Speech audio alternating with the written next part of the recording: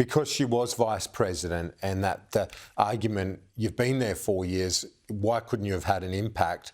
If there was a contested primary, I know it's hypothetical and it's a big if, but should that have been the case, that there was a contested primary, you get the scrutiny, the coverage, the awareness, the profile, and not necessarily the baggage of the current administration? That's right. I think there were two problems this year. First of all, I think President Joe Biden should have decided not to run for re-election at the beginning, and that could have created a really wide open field for a successor to emerge. It might have been the vice president, and she would have been a better candidate for that process if she did. But he did not do so until after the debate, and that created a really short runway. I still think they would have benefited by opening up the process, even if she emerged from it. But they, for whatever reason, chose to plow ahead and avoid a kind of a competition.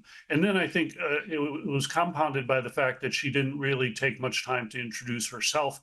Even though she had been vice president, people really didn't know what she stood for or what she represented. So she avoided media scrutiny, as you recall, at the beginning and throughout much of the campaign, and never had a full-blown news conference. So I think that was a mistake, because not only was she held back by the record of the administration she was part of, she didn't craft a new identity. Yes, indeed. And then you had Trump with a very clear identity and a perception as the businessman and as well of his first term that the economy was in better shape at that time. So that ended up being so pivotal, I guess, for many Americans who feel like they are not better off 4 years later. Yeah, it was a rare election in that people really had a chance to look at two administrations, the Trump administration and the Biden-Harris administration. You have to go back to Grover Cleveland, who was president for one term, and then Benjamin Harrison took over, and then Cleveland ran again. So people could look at Harrison's record and Cleveland's record, and they chose Cleveland again.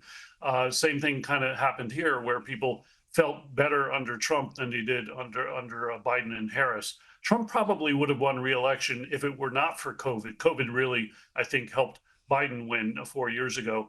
But then in retrospect, people still remember the state of the economy and the border security issues more fondly in retrospect. Finally, we reported earlier, I broke the news the Prime Minister had spoken to Donald Trump. He's had a phone conversation with him, congratulated him on the win. Do you think this is going to be an issue, the fact that Kevin Rudd has been critical of the ambassador to the United States, that Kevin Rudd has been scathing of Donald Trump previously? The Prime Minister's made remarks quoted in the last week, nowhere near as strong, just saying he was scared by the prospect of what Donald Trump could deliver.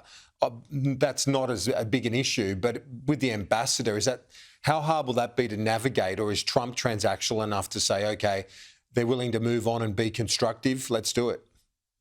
Well, I don't think it helps the relationship. Those were past comments, but scathing nonetheless. I'm sure it will be remembered. So it's not a great thing to have happened, but I think hopefully, America's interests and Australia's interests become dominate here and overcome those barriers. But it is a potential problem. Jim Kennedy, live from New York, thanks so much for your time today and over the last 48 hours. Appreciate it.